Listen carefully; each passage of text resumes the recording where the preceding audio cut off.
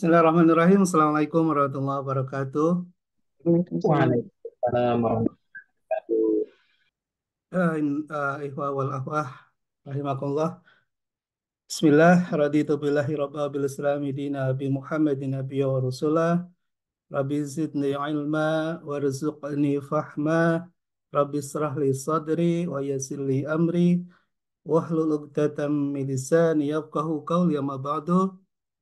Alhamdulillah, pagi ini kita masih diberikan kesempatan untuk bisa bermuajahah walau virtual kita ya, mudah-mudahan Allah Ta'ala melindungi kita semuanya, berikan kelapangan, kesehatan, dan kemudahan untuk menerima kebenaran dan berikan petunjuk selalu kepada kita insya Allah. Amin. Baiklah, kita mulai aja perkuliahan kita pada hari ini dengan bacaan basmalah. Bismillahirrahmanirrahim. Bismillahirrahmanirrahim. Baik, saudara sekalian, pertama saya mohon maaf kemarin perkuliahan kita tertunda sehingga hari ini kita harus menyita waktu kurang lebih 60 menit ke depan. Berharap bisa berkenan dan memaafkan saya atas keteledorannya. Dan insya Allah kita akan bahas topik yang kedua tentang strategi pendidikan Islam. Bapak Ibu sekalian, sebagai sebuah pengantar bahwa pendidikan ini tidak bisa terlepas dari adanya suatu keinginan untuk melakukan suatu perubahan, perubahan ke arah yang lebih baik, perubahan ke arah yang lebih uh, dalam dalam nilai di mata Tuhan, di mata Allah. Kita bisa memperbaiki kondisi kehidupan, kondisi perekonomian, kondisi kesehatan, kondisi sosial, kondisi budaya, yang mana semuanya bermuara pada tentunya keridhaan Tuhan Yang Maha Kuasa Allah Ta'ala, dan kita ingin membangun sebuah peradaban yang uh, dalam ridho Allah Ta'ala, dalam sebuah dalam sebuah keyakinan di mana kehidupan ini tentunya adalah merupakan suatu wahana untuk menanam amal kebajikan sehingga setiap insan selalu memupuk rasa cinta untuk melakukan kebaikan dari hari ke hari, dari waktu ke waktu, sehingga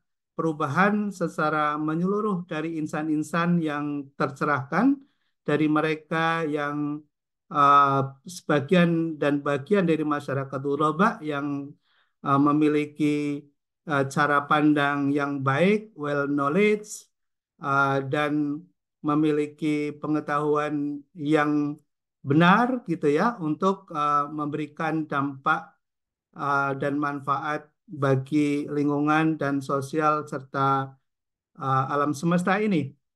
Nah, sebagai sebuah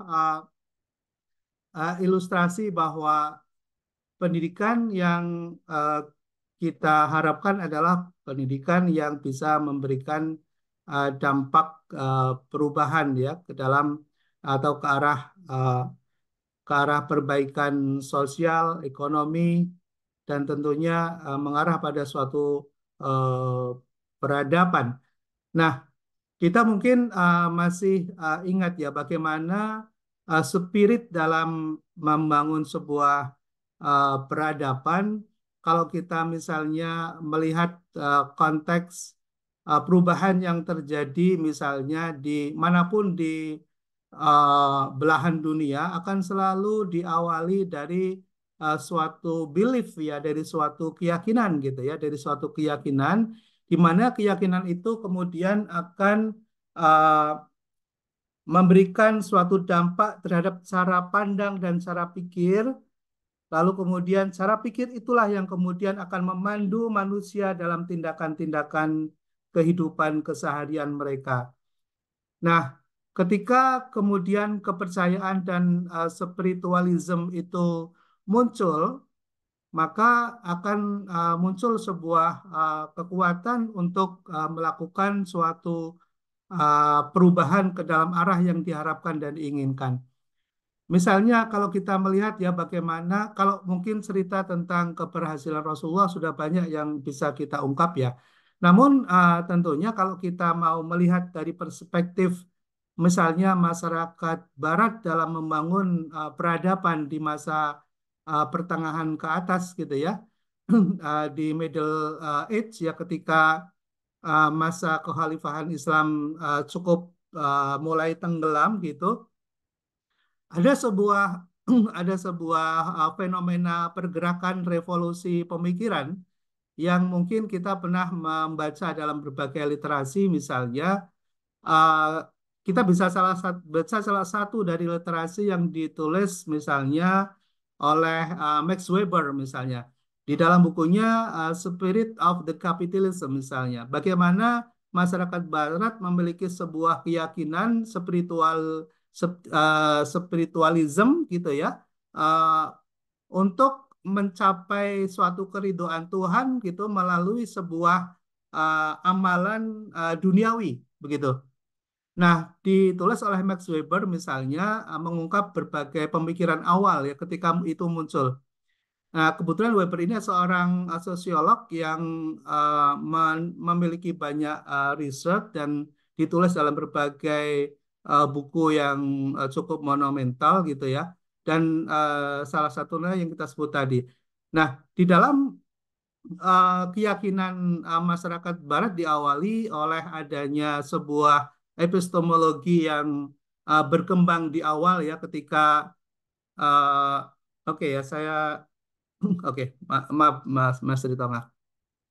Misalnya gini ya, di masa ketika di abad sekitar abad 15 masuk abad 16 misalnya, ketika uh, Galileo Galilei kemudian muridnya Copernicus misalnya yang menemukan sebuah keyakinan baru di mana masyarakat pada saat itu memiliki keyakinan bahwa uh, ada dalam tata surya kita geosentris, geo atau bumi menjadi pusat tata surya. Lalu kemudian uh, para pemikir yang kemudian melakukan sebuah riset bersama ya dan kemudian menemukan uh, sebuah ilmu baru, sebuah keyakinan baru bahwa ternyata pusat tata surya ada bukan di bumi tapi ada di matahari.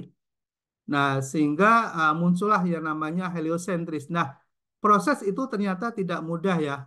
Proses yang sangat panjang di mana harus berhadapan dengan kekuasaan pada saat itu, kerajaan yang merupakan simbol dari wakil Tuhan di masyarakat Eropa pada saat itu mampu memberikan hukuman kepada siapa saja yang bertentangan atau tidak sesuai ya dengan keyakinan pada saat itu.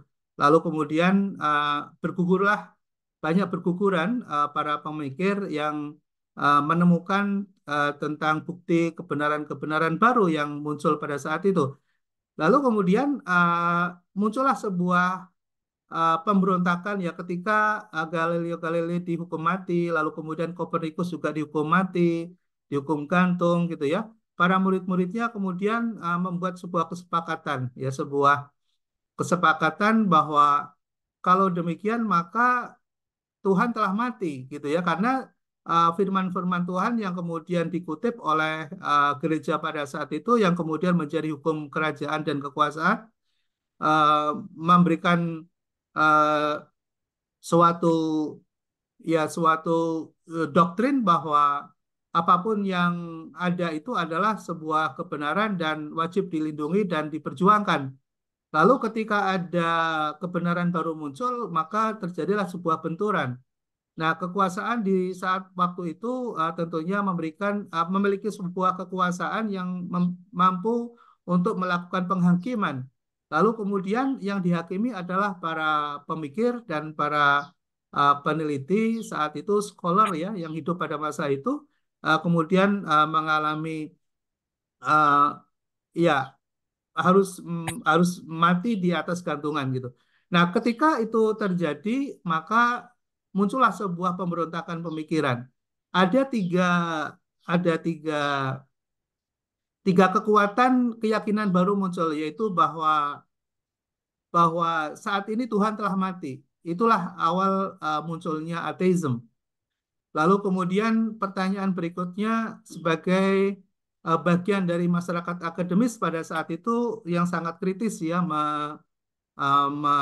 apa namanya menyikapi kondisi yang ada pada kekuasaan ya pada saat itu mengatakan bahwa siapa kemudian yang akan bisa menentukan kebenaran ketika kebenaran sudah tidak lagi bisa diyakini sebagai sesuatu hal yang benar gitu ya menurut akal pikiran yang sehat gitu.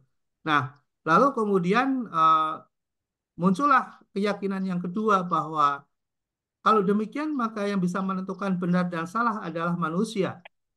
Maka muncullah namanya antroposentrisme ya. Ada sebuah keyakinan bahwa manusialah yang bisa menentukan benar dan salah. Karena ternyata yang bisa menemukan kebenaran itu adalah manusia. Itulah keyakinan para scholar pada saat itu. Lalu kemudian alam semesta bagaimana kalau Tuhan telah mati? Kalau Tuhan tidak berperan lagi? Kalau kemudian firman Tuhan tidak kebenarannya sudah tidak bisa dijamin kevalitannya, misalnya validitasnya sudah nggak bisa lagi dijamin. Lalu kemudian muncul mekanistis bahwa alam berjalan dengan sendirinya.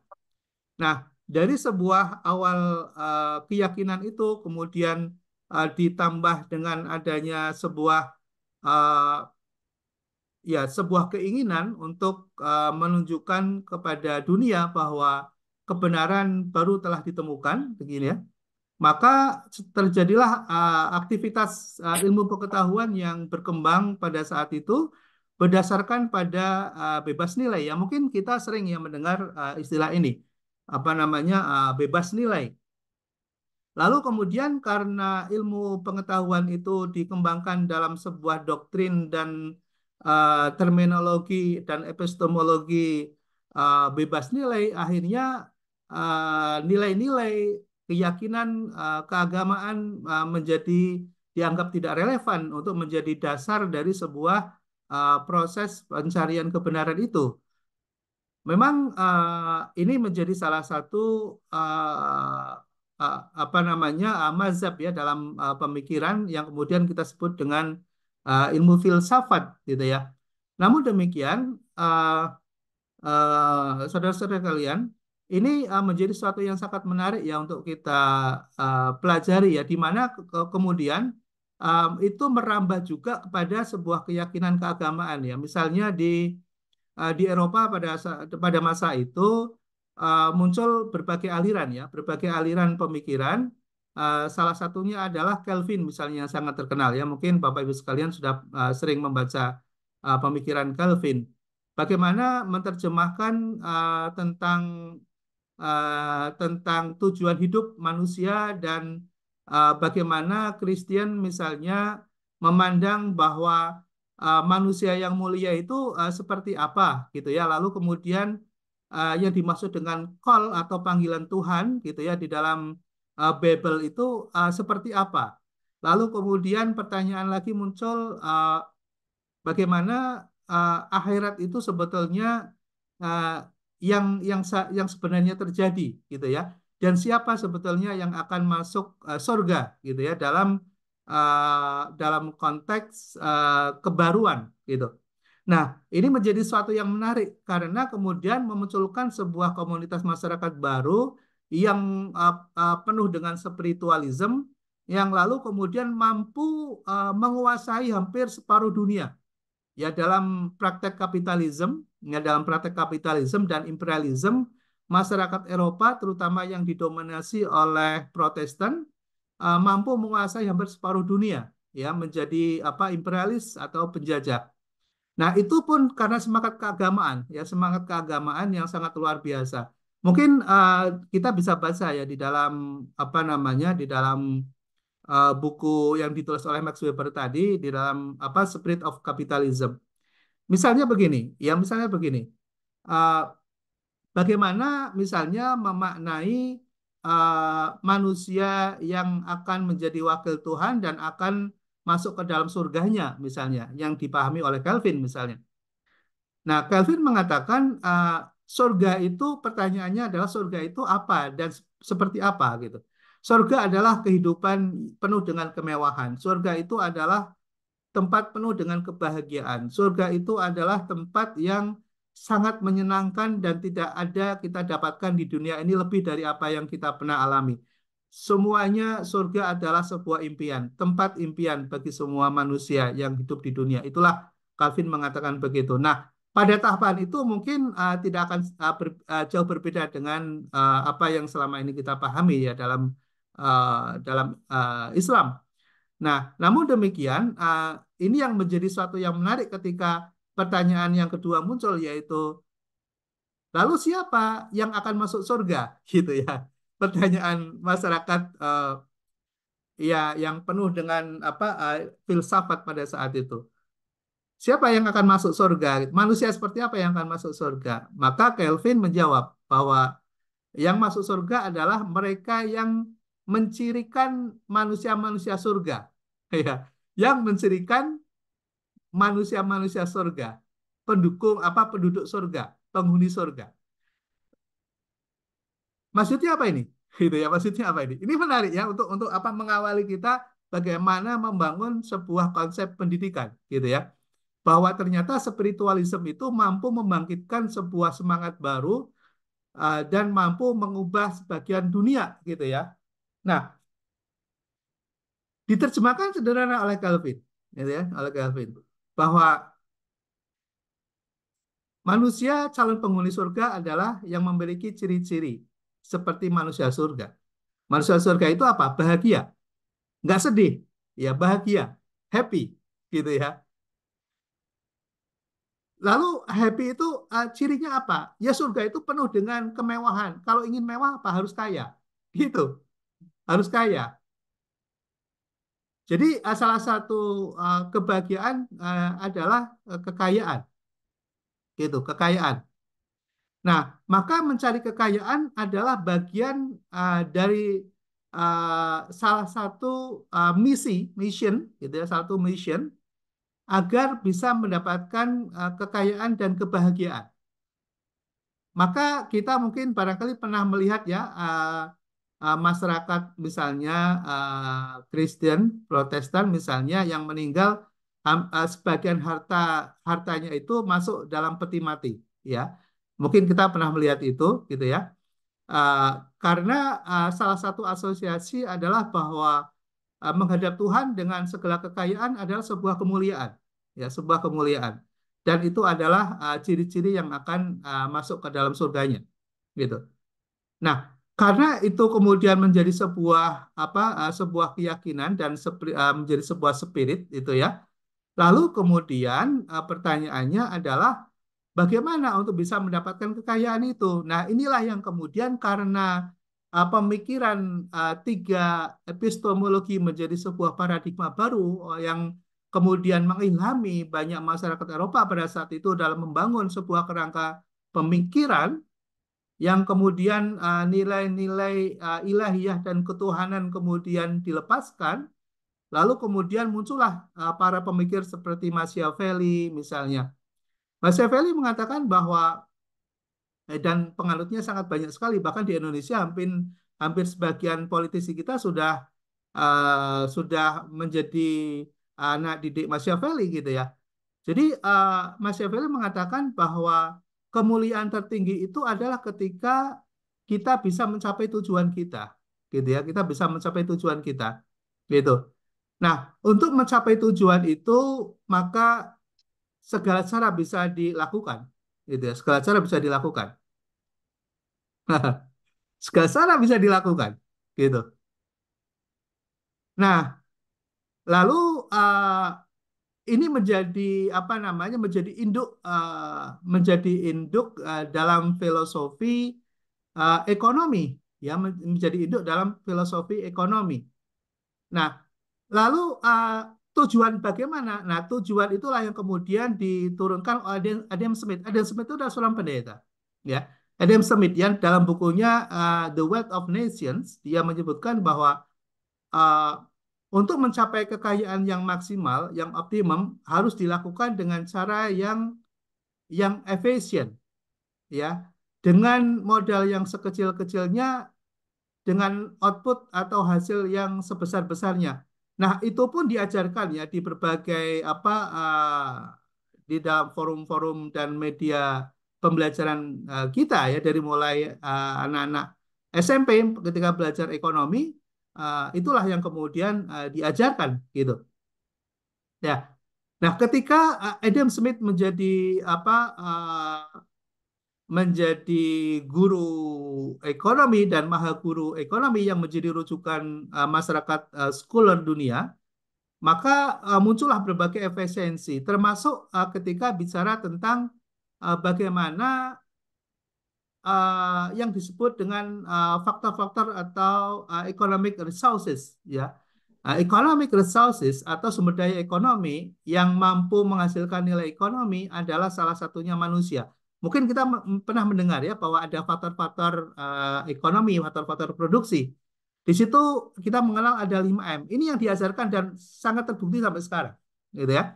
Ada material, ya, ada material, ada methods, ya, ada mesin, dan ada man, ya. Man itu sejajar dengan material, dengan mesin, ya, dengan money itu sejajar, ya, sejajar, nggak ada bedanya.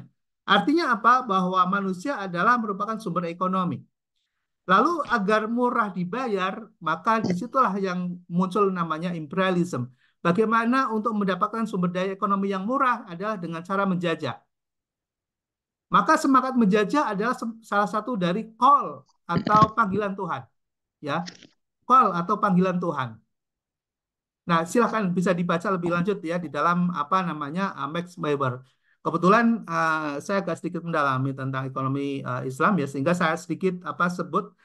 Nah, Bapak sekalian, kita mau kemana sebetulnya, gitu ya? Kita mau kemana? Ketika kemudian pendidikan kita bangun dalam sebuah kerangka yang bebas nilai tadi dalam berbagai aspeknya, baik di ilmu medical, ilmu teknik, kemudian ilmu ekonomi, sosial, ilmu politik terutama gitu, yang kemudian sudah bebas nilai, ya sudah bebas nilai. Lalu kemudian fungsi pendidikan kita ada di mana, ya? Ada di mana? Nah, disinilah yang barangkali kita perlu melakukan sebuah perenungan, ya, bagaimana kita mendudukan pendidikan yang berbasis pada sebuah kebenaran, dan kebenaran itu ada di dalam sendi-sendi keagamaan kita, dan tentunya disitulah yang menjadi kekuatan moral, ya, moral force untuk membentengi sisa-sisa peradaban yang tetap mempertahankan nilai-nilai ilahiyah, nilai-nilai kebenaran hakiki yang kita yakini bahwa tidak ada sesuatu yang bebas nilai. Yang menjadi basic dalam sebuah pengembangan adalah norma-norma kaidah etik yang dilandasi oleh suatu keyakinan yang benar. Nah, saudara sekalian, ketika kemudian kita ingin membangun itu menjadi sebuah epistemologi pendidikan Islam, maka tentunya kita ingin memiliki sebuah urgensi, ya, urgensi bahwa apa yang kita bangun dalam pendidikan mampu membentuk individu Muslim yang baik, ya. Mereka memiliki pemikiran yang logis, kritis, memiliki sebuah keimanan dan bermoral, berorientasi pada pengembangan potensi manusia yang semaksimal mungkin untuk bisa mencapai kebahagiaan dunia dan akhirat sesuai dengan ajaran Islam. Nah, saudara sekalian, untuk bisa mendapatkan konsep pendidikan Islam tentunya ada berbagai pandangan ya, ada berbagai pandangan. Salah satunya misalnya kalau kita bisa mengutip ya dalam berbagai pemikiran rujukan, misalnya bahwa konsep pendidikan Islam itu melibatkan Islamisasi ilmu pengetahuan. Ketika bicara tentang Islamisasi ilmu pengetahuan, bahwa pengetahuan itu terus bergulir dan ada sampai saat ini. Namun demikian, apakah uh, kita perlu mengkritisi apakah sesuai dengan kaidah norma dan etik Islam, sesuai dengan tujuan Tuhan menciptakan manusia itu sendiri untuk apa? Nah, disinilah yang kemudian menjadi sebuah hal yang sangat penting bahwa tujuan dalam memajukan peradaban Islam adalah kita harus mampu mengintegrasikan berbagai pengetahuan baik sains, art, ya seni, maupun basic sains yang lain dengan menggunakan nilai-nilai Islam. Lalu kemudian kita bisa implikasikan dalam berbagai sistem yang ada di dalam sistem pendidikan kita. Nah, lalu kemudian apa yang kita harapkan? Kita mampu menghasilkan sumber daya yang berkualitas melalui kurikulum, karena di dalam kurikulum itulah yang kemudian dalam proses pendidikan akan berjalan. Nah, saudara sekalian, kita akan mencoba untuk melihat bagaimana hubungan antara visi, misi, tujuan, dan strategi dalam pendidikan Islam. Nah, tentunya ketika kita bicara tadi dalam sebuah pengantar tentang bagaimana paradigma terbentuk ya di Eropa, masyarakat Barat, yang kemudian memiliki nilai yang ditanamkan dalam sebuah spirit bebas nilai, dan kemudian melogikakan ya dalam merasionalisasi dalam berbagai keyakinan mereka dengan tindakan-tindakan yang menurut uh, pemikiran manusia adalah sebuah kebenaran ya, yang kemudian berujung pada sebuah kerusakan, kerusakan sosial, kerusakan peradaban, dan kita tentunya tahu bagaimana kemudian muncul sebuah penindasan. Makanya kemudian pendidikan Islam lahir untuk apa? Untuk membebaskan. Pendidikan Islam lahir untuk memerdekakan. Pendidikan Islam lahir untuk memberdayakan, memberdayakan yang lemah, memberdayakan yang miskin, yang duafa, yang papa, dan memberikan sebuah enforcement, sebuah penguatan bagi mereka para pelaku kebenaran untuk mendapatkan posisi yang benar, posisi yang kuat, dan posisi yang strategis dalam mengambil berbagai kebijakan dan keputusan dalam kebangsaan dan kenegaraan. Disinilah tujuan pendidikan Islam itu hadir. Kita mampu menghadirkan para pemimpin, para calon pemimpin ke depan yang mampu memberikan pencerahan, yang mampu memberikan pembelaan kepada yang lemah, yang mampu memberikan keadilan, dan nilai-nilai itu semuanya harus secara integral muncul dalam sebuah kurikulum dalam proses pembelajaran. Nah, saudara sekalian, maka di sini dibutuhkan sebuah strategi, dibutuhkan sebuah strategi. Karena tanpa strategi, maka pendidikan Islam yang sangat mulia itu yang ingin memerdekakan, yang ingin memberdayakan, yang ingin memberikan penguatan, yang ingin memberikan keadilan, nggak akan mungkin bisa terjadi tanpa adanya proses pendidikan yang kita berikan kepada generasi mendatang, kalau kemudian strategi yang kita lakukan keliru, gitu ya.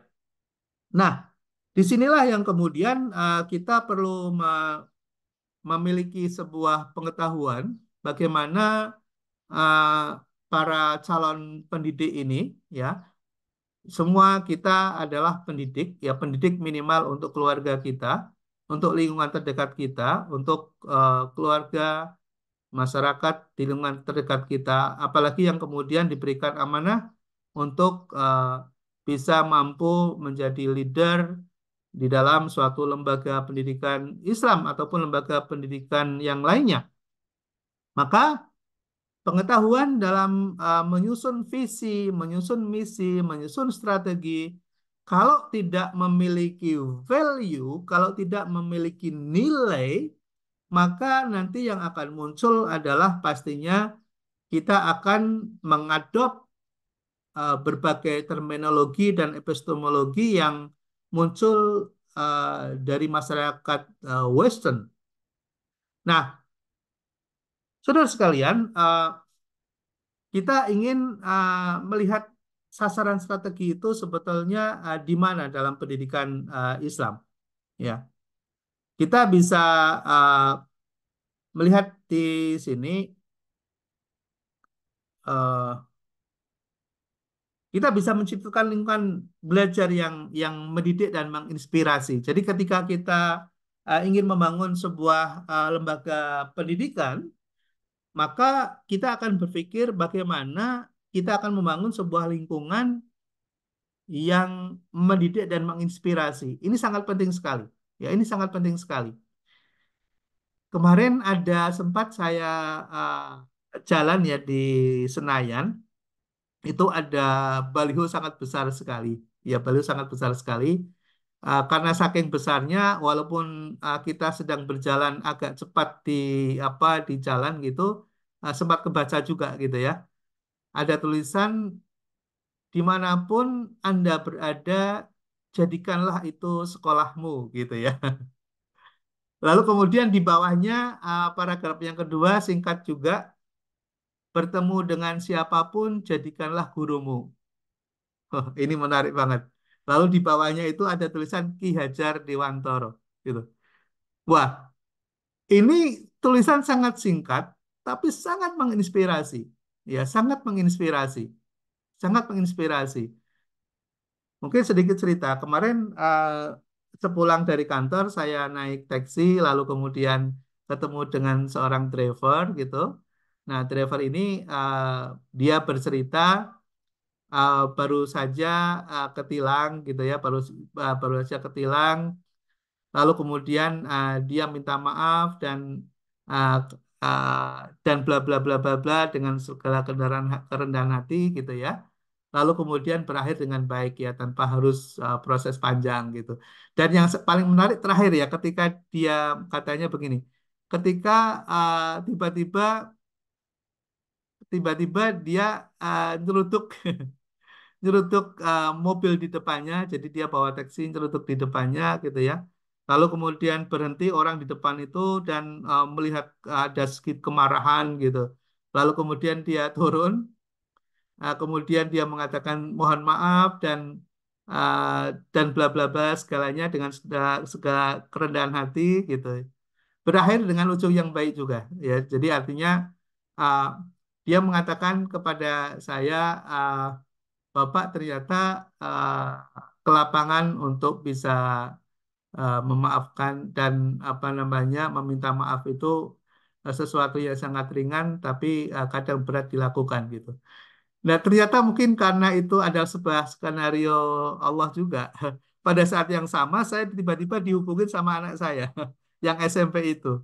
Anak saya yang SMP itu. Lalu kemudian anak saya itu menghubungi, saya kira ada sesuatu yang sangat krusial atau apa, ternyata dia protes, dia protes ke orang tuanya, ke saya, gitu. Ayah, ayah, kenapa ayah me- menyampaikan tentang sesuatu informasi kepada sekolah yang ayah tidak cukup Tahu. tahu tentang tentang saya, gitu, tentang kegiatan saya. Saya akhirnya sekarang dikucilkan sama teman-teman karena ayah menanyakan itu ke sekolah, padahal itu adalah kegiatan kegiatan kami gitu. Nah, lalu kemudian saya merasa bersalah juga karena teman-temannya terhukumi gitu ya, padahal sebetulnya kegiatan yang positif gitu.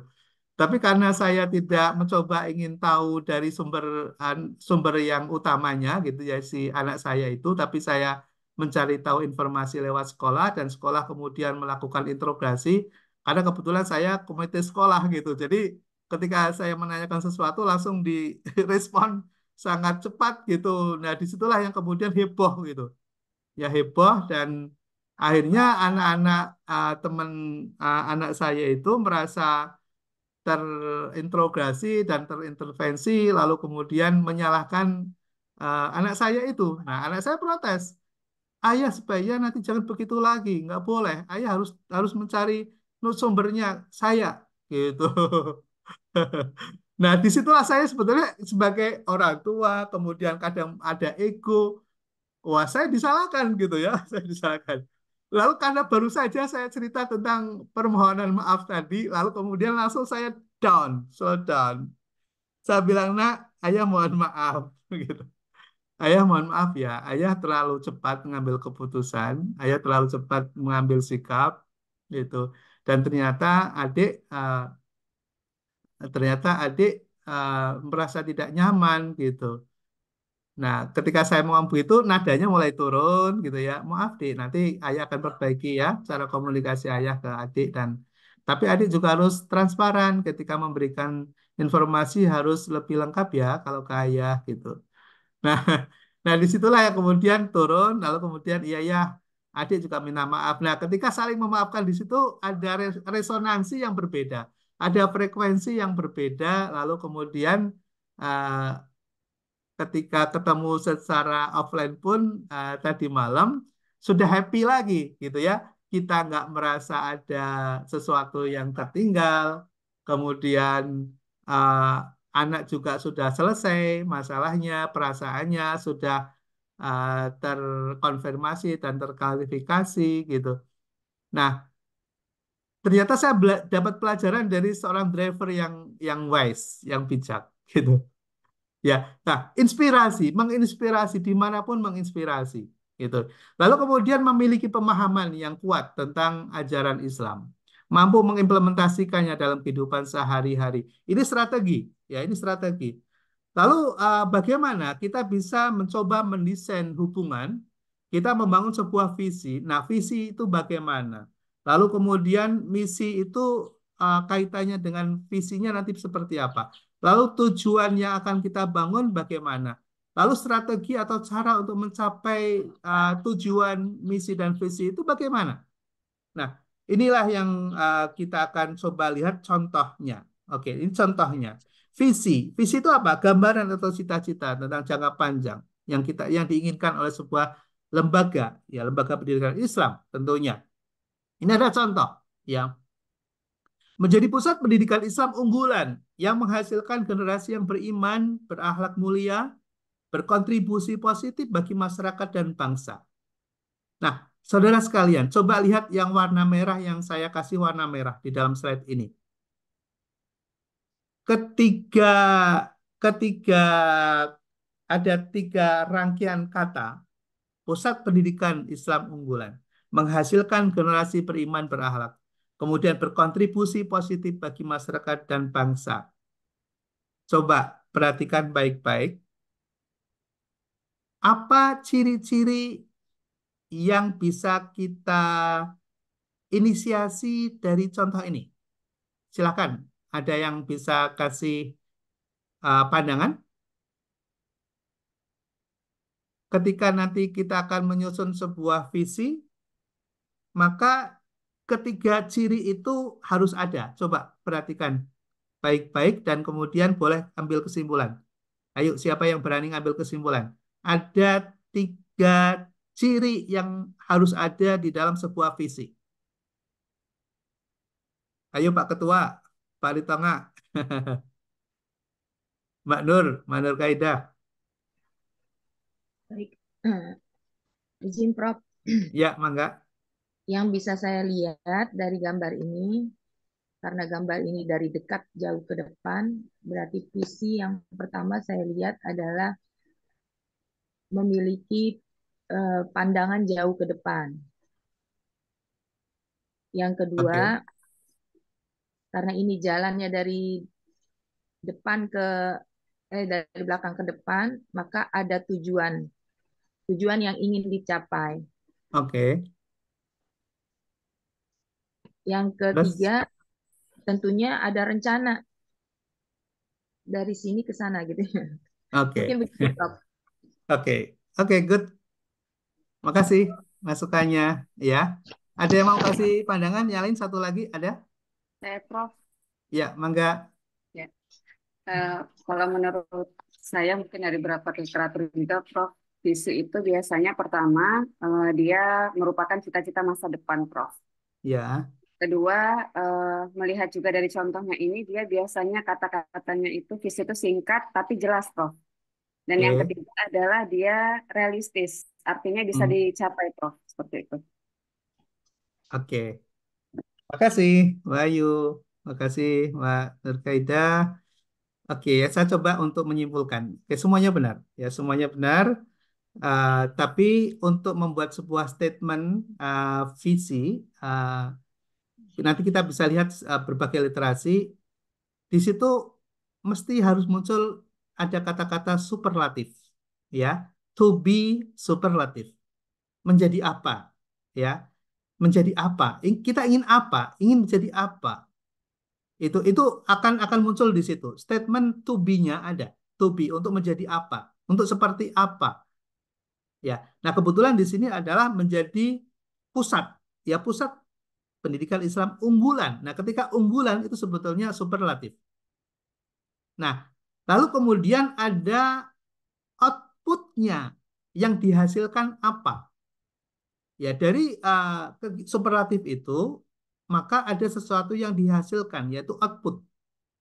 Ini walaupun kebetulan di sini ada kata-kata menghasilkan, tapi kata-kata menghasilkan itu ya tidak mesti harus ada, tapi kita harus bisa menunjukkan output dari visi yang akan kita bangun ini berupa apa. Nah, ini adalah menghasilkan generasi yang beriman, berakhlak. Lalu kemudian outcome atau dampaknya apa? Ya, dampaknya apa? Dampaknya berkontribusi positif bagi masyarakat dan bangsa. Nah, ketiga ciri itu, kalau kita ingin membangun sebuah vision, maka jangan dilepas. Kita harus jelas, kita mau menjadi apa, outputnya apa, outcome-nya apa, dampaknya apa. Oke, saya lanjut dulu karena waktunya ternyata sudah tinggal 15 menit lagi. Mission, ya mission.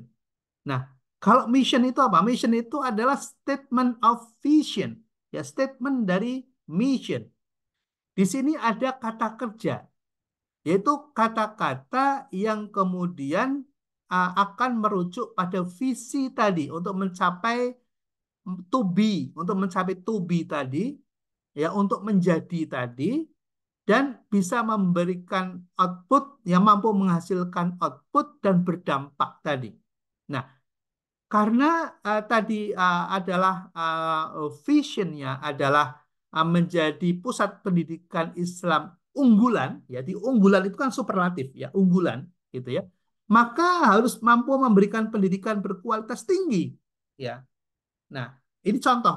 Nah, mission itu harus lebih dari satu, ya mission harus lebih dari satu, itu boleh dua boleh tiga, ini karena tempatnya tidak cukup jadi saya bikin contoh cuma dua saja ya. Memberikan pendidikan berkelas tinggi yang mendasarkan ajaran Islam, memberi pembelajaran holistik untuk mengembangkan potensi akademik, sosial, dan spiritual siswa misalnya, mengintegrasikan nilai-nilai Islam dalam kurikulum.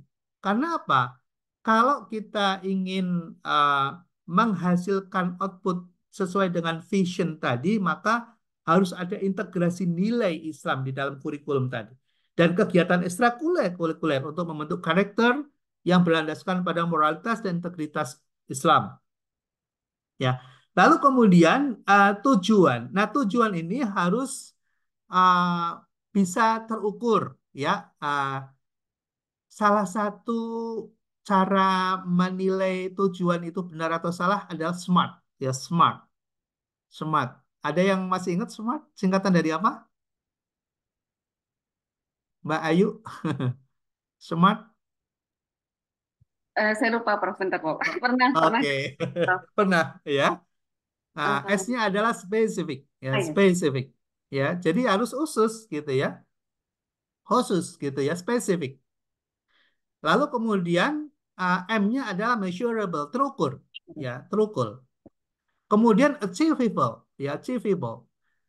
Bisa kita capai, ya, bukan di angan-angan, gitu. Bisa kita capai, gitu ya. Masuk akal, logik, gitu. Ya, kemudian R-nya adalah reliable, ya, terkait dengan missionnya, dengan visinya, ya, harus terakait. Jadi jangan lepas, ya, harus relevan, reliable. Ya, kemudian T-nya adalah timeline atau timetable. Timeline. Jadi waktunya jelas kapan mau dicapainya itu kapan itu. Nah, ketika kita memiliki sebuah mission, ya, sebuah mission yang kemudian sifatnya masih global, memberikan pendidikan berkelas tinggi, mengintegrasi nilai-nilai Islam dalam kurikulum, gitu ya, membentuk karakter yang berlandaskan pada moralitas dan integritas Islam misalnya. Lalu kemudian kita tujuannya untuk mencapai itu apa? Yaitu meningkatkan prestasi akademik. Ini jelas, ya. Spesifik. Spesifiknya di mana? Bicara tentang prestasi akademik. Itu. Lalu kemudian achievable-nya, yaitu naik rata-rata nilainya 10% setiap tahun. Nah, berarti kan kualitasnya naik tuh. Salah satu ciri atau indikator atau parameter tentang perbaikan kualitas pendidikan adalah nilai rata-rata dari peserta didik itu mengalami peningkatan. Ya kan? Jadi kemudian ada kata-kata tahun, ya, setiap tahun, timetable. Berarti artinya setiap tahun naik 10%. Measurable, ya, bisa diukur. Lalu mengembangkan keterampilan kepemimpinan siswa dengan meningkatkan partisipasi dalam kegiatan ekstrakurikuler yang berorientasi pada kepemimpinan sebesar 20% setiap tahunnya. Jadi mengembangkan keterampilan orientasinya kemana? Tujuan untuk mencapai yang kedua, ya, dari kegiatan ekstrakurikuler membentuk karakter berdasarkan. Nah, itu diturunkan menjadi keterampilan kepemimpinan. Salah satunya, ini contoh saja, ya, salah satu contohnya. Oke. Nah, saudara sekalian, kemudian langkah-langkah strategis dalam pengembangan pendidikan Islam, apa yang pada umumnya dilakukan, yaitu melakukan pengembangan kurikulum. Jadi kalau kita menjadi aktivis atau menjadi pelaku dalam dunia pendidikan, maka tentunya pengembangan kurikulum merupakan salah satu dari langkah strategis, ya, dalam pengembangan pendidikan. Melakukan pengembangan kompetensi tenaga pengajar, guru atau dosen. Melakukan pengembangan infrastruktur. Melakukan pengembangan kemampuan peserta didik itu sendiri. Ya, oke, karena ini waktunya terus berjalan, saya singkat saja. Lalu ini contoh, misalnya dalam aspek pengembangan sistem pendidikan di Muhammadiyah, ya, di Muhammadiyah. Nah, yaitu di situ jelas membuat state, ya, pendidikan integral, pendidikan berbasis nilai Islam, pendidikan berbasis teknologi informasi, pendidikan berbasis kompetensi, pendidikan berbasis kepribadian. Itu nilai atau aspek yang ingin dikembangkan. Lalu kemudian kita coba analisa. Jadi di dalam membuat strategi pasti tidak akan bisa lepas dari namanya analisa internal dan analisa eksternal.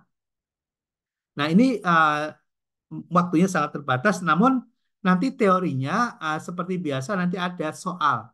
Jadi kalau saya itu mohon maaf dan mohon izin, ya, mungkin agak direpotkan. Saya punya 3 konsep dalam memberikan materi pembelajaran. Jadi pertama saya akan coba usahakan untuk bisa melakukan interaksi. Ini interaksi nih, ya, ini interaksi, ya. Lalu kemudian saya akan siapkan diktat, saya ada modul dan saya ada yang namanya tes, itu adalah untuk mengukur keberhasilan dalam pembelajaran, gitu, ya. Jadi makanya setiap session itu ada yang perlu dikerjakan. Itu untuk menilai kita itu sudah memahami basic knowledge-nya belum, ya. Karena itu menjadi dasar, ya. Seperti SWOT misalnya. Ini sebetulnya kita nggak perlu lagi bicara tentang teori SWOT, gitu ya. SWOT itu, gitu. Tapi kita sudah pada konsep tataran bagaimana praktis implementasinya, ya, penerapannya, gitu. Nah, kita coba contoh aja analisa kita pada sebuah sistem pendidikan di Muhammadiyah misalnya. Ini mohon maaf, ya, ini analisa yang sifatnya subjektif, ya, subjektif. Jadi saya mengatakan bahwa ada kekuatan, ya, ada kekuatan yang dimiliki dalam pendidikan di kemuhammadiyahan, yaitu pengelolaan akademis yang kuat, kemudian reputasi yang baik, fasilitas yang memadai, jaringan alumni yang luas, kegiatan ekstrakurikuler yang beragam.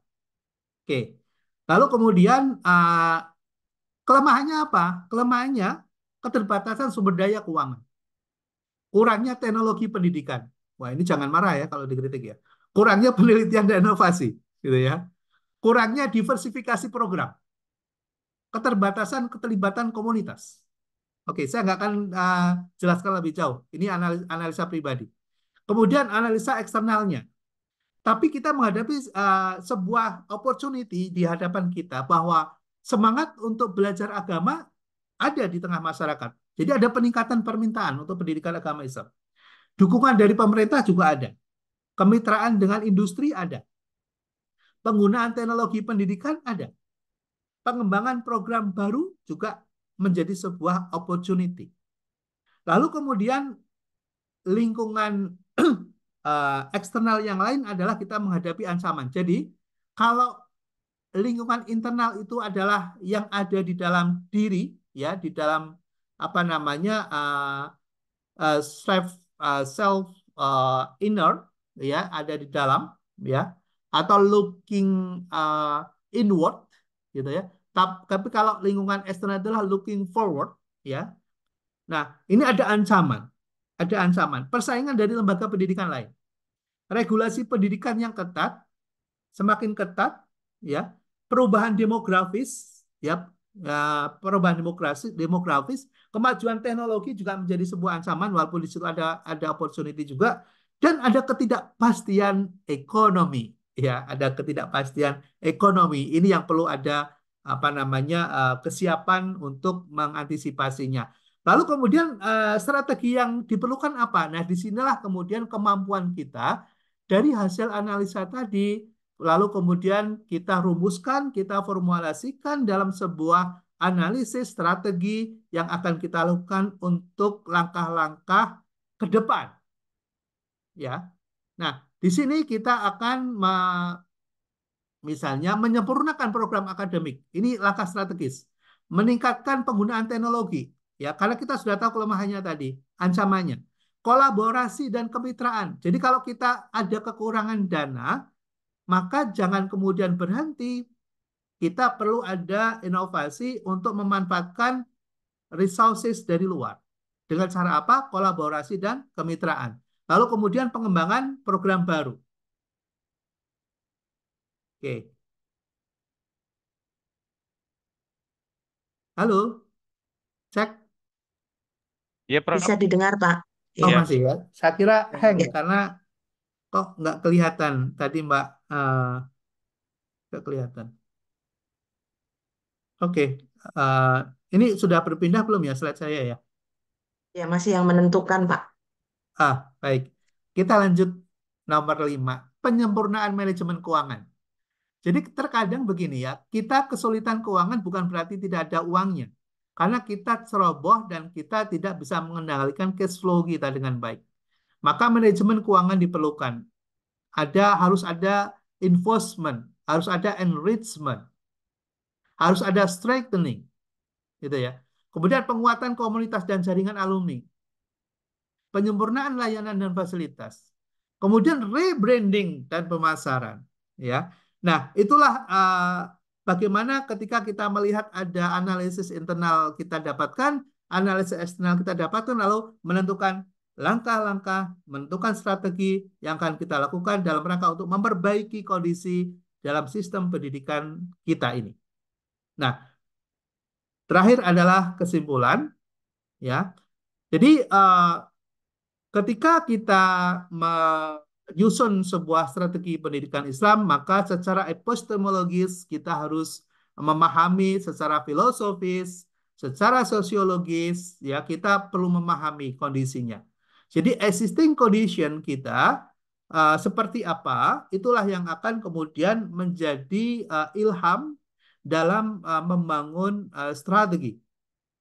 Lalu kemudian visi muncul karena ada tadi nilai-nilai filosofisnya, nilai-nilai sosiologisnya, ada nilai-nilai empirisnya, gitu ya. Lalu kemudian kita bangun sebuah visi yang relevan, ya visi yang relevan, ya sesuai dengan kondisi yang ada, sesuai dengan orientasi dan cita-cita kita. Lalu kemudian kita bikin mission, ya kita bikin mission sehingga kita jelas arahnya mau melakukan kegiatan apa saja untuk mencapai visi itu.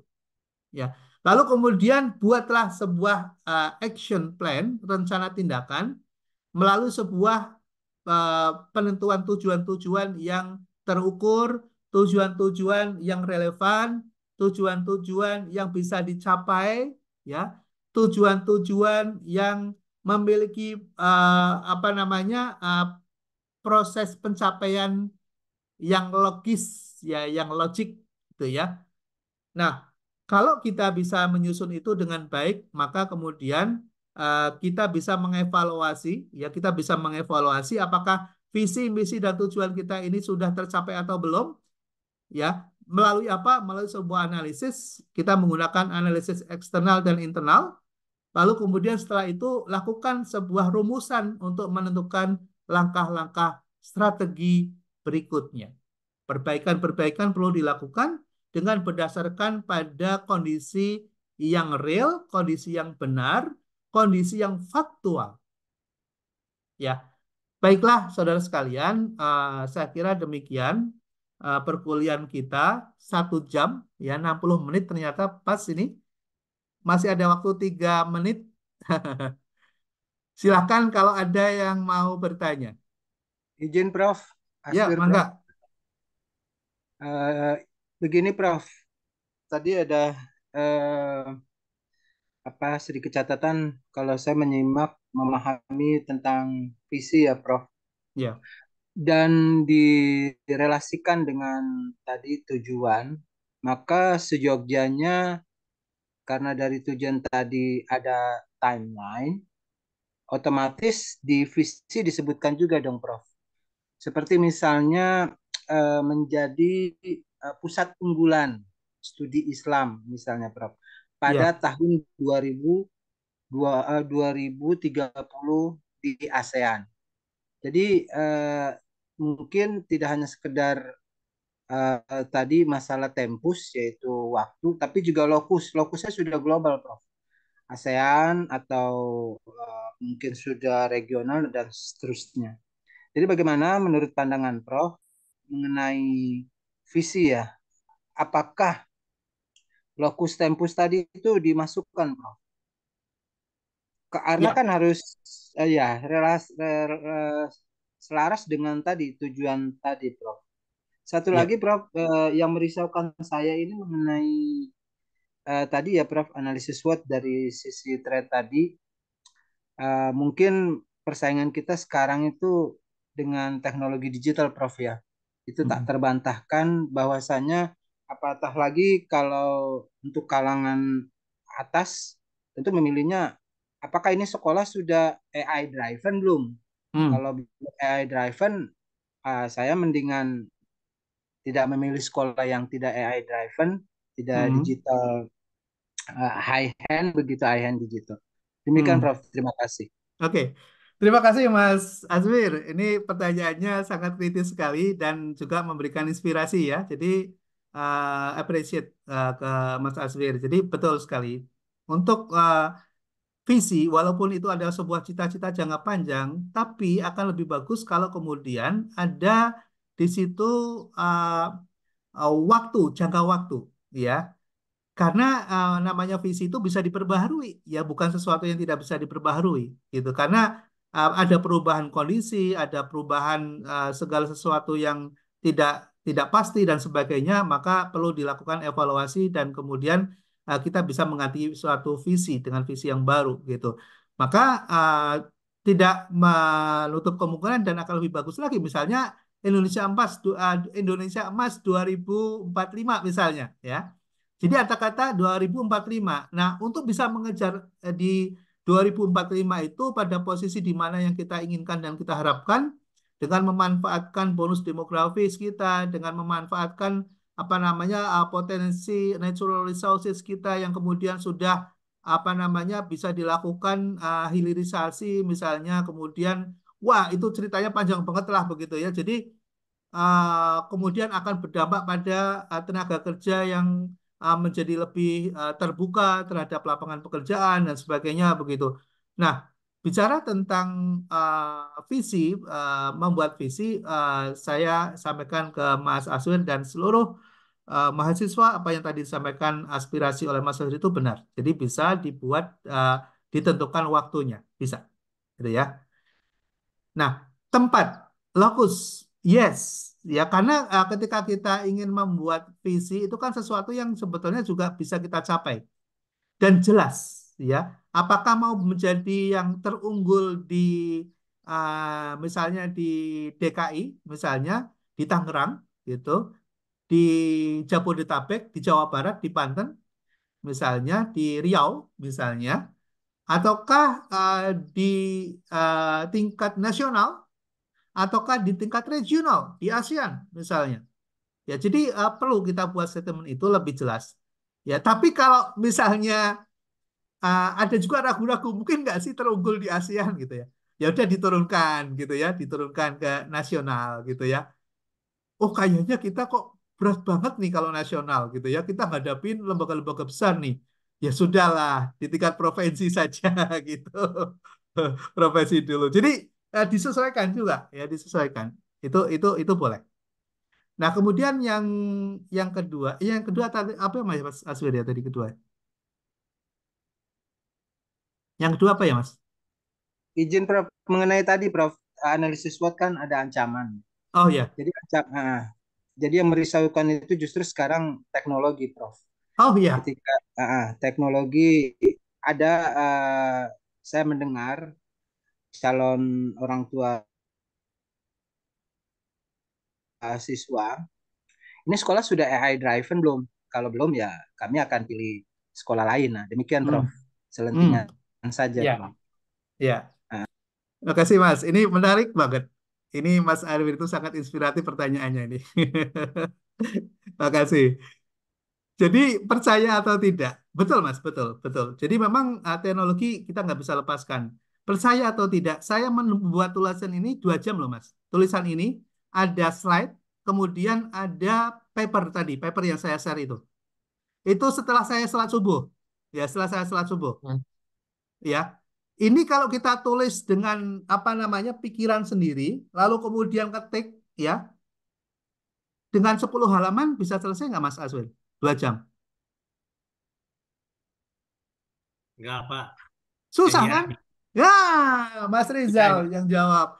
Nggak bisa. Makanya tugas-tugas mahasiswa itu kadang saya bingung. Ngapain lama-lama ya buat tugas ya? Gitu. Ngapain lama-lama? Sekarang udah ada teknologi AI. Ini yang bantu AI loh, mohon maaf ya. Saya juga terus terang saja gitu. Ini yang buat desain-desain ini AI loh ya, bukan saya. Gitu. Izin Pak, izin Prof. Tapi Ya. yang premium tentunya Prof ya. Kalau yang gratis enggak ada. Oh enggak, ini enggak nih. Ini dari apa namanya? Ini saya ambil dari ChatGPT. Saya kemudian ambil sumber dari Yumata, kemudian sama Flexity. Itu gratis. Saya nggak ambil Pro. Saya nggak ambil Pro. Nah, saya ambil Pro ada ChatGPT 4.0 itu saya ambil tapi saya nggak banyak gunakan di sini. Karena kalau yang di ChatGPT 4.0 itu dia naratif, dia tidak bisa mengelaborasi narasumbernya. Nah, kalau yang di Flexity atau di Yumata itu bisa menyebutkan sumbernya gitu. Makanya saya nulis ini saya bisa sebutkan sumbernya karena ada gitu. Jadi tergantung apa namanya tergantung. Makanya gini, saya pingin ini mahasiswa saya ini walaupun cuma 4 kali pertemuan dengan saya mungkin itu pertemuan depan buatlah karya ya buatlah karya, tulislah seperti yang saya tulis. Jadi kalau saya bukan memerintah ya, apa namanya ini namanya menugaskan. Nah, kalau pemerintah kayak penguasa aja memerintah kali. Saya menugaskan untuk membuat karya tulis, tapi saya sendiri nulis gitu loh. Saya sendiri nulis. Nah, ini saya buat begini, maksudnya silahkan ya mahasiswa buat aja seperti ini. Sistematikanya kan sederhana. Ada pengantar, kemudian ada isi atau konten, lalu ada kesimpulan, lalu ada referensinya. Karena kalau karya ilmiah itu harus ada referensinya gitu, ya. Nah, silakan gunakan IE nggak apa-apa, tapi kita harus menguasai gitu loh. Gunakan IE nggak apa-apa, tapi kita harus menguasai gitu. Nah, sebetulnya kalau ini akan terlihat kita menguasai atau tidak adalah ketika kemudian kita minta bantu IE. Nah, kalau kita merintahnya IE itu tidak berbasis pada knowledge, pasti nanti jawabannya beda-beda gitu ya. Nanti nggak akan relevan, nggak akan inline gitu. Siap, Prof. Ya, jadi apa namanya? Saya kira itu ya. Ini waktunya sudah diingatkan sama Pak Ketua. Udah jam Iya, 9 Pak. lebih ke Kami 6. sudah Ya. ditunggu, Prof. Mohon maaf. Terima kasih semuanya. Mohon maaf Mas Alfred Sud yang tadi sudah bertanya sangat menginspirasi. Mbak Nur Kaidah yang sudah bertanya. Kemudian ada Mbak siapa tadi lupa. Eh, dan terakhir tadi Mas Sud ya. Mas Matnur, Pak Ketua, terima kasih sudah membantu Siap, Prof. mensosialisasikan. Mudah-mudahan bermanfaat. Alhamdulillah kita tutup dengan bacaan tutup majlis. Bismillahirrahmanirrahim. Subhanallahumma wa bihamdika asyhadu an la ilaha illa anta astaghfiruka wa atubu ilaik. Assalamualaikum warahmatullahi wabarakatuh. Waalaikumsalam warahmatullahi wabarakatuh. Terima kasih banyak, Terima kasih, Prof. Prof. Terima kasih Prof. semuanya. Prof Selamat Bagio belajar, minta semangat approve ya, terus, Prof. semangat Oh, terus. Prof. Ya. izin nih, Tugasnya Prof. Bagio, diselesaikan, tugasnya Izin, Prof. diselesaikan. Prof Siap. Bagio minta Prof, approve siap. nih, Prof. Kalau ada Mangga. salah-salah dikit, mohon Izin, dimaafkan, Prof. Prof. Kalau salah dikit. Ya, mangga Bang Aswir. Terima kasih. Mohon Kasih. izin ya, Mohon approve saya nih, Prof. Ya, ya sami-sami. ya.